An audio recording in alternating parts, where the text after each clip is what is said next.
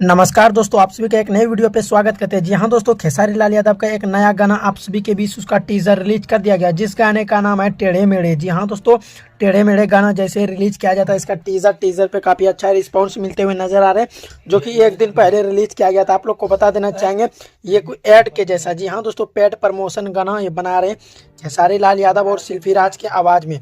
और आप लोग को बता देना चाहेंगे, श्वेता शारदा इसमें नजर आने वाले।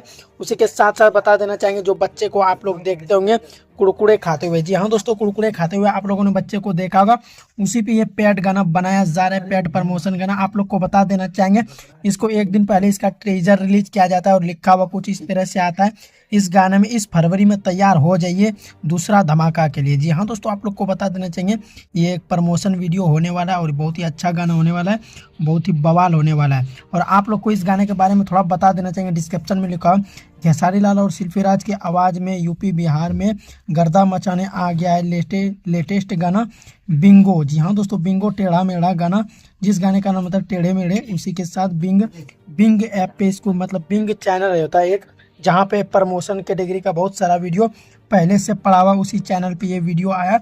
और आप सभी को बता देना चाहिए, आप सबको ये गाना काफ़ी अच्छा लगेगा, जिस गाने का नाम है टेढ़े मेढ़े। जब तक गाना आएगा, जब तक आप लोग को न्यूज़ देंगे। चलिए दोस्तों, मिलते हैं नेक्स्ट वीडियो में। धन्यवाद।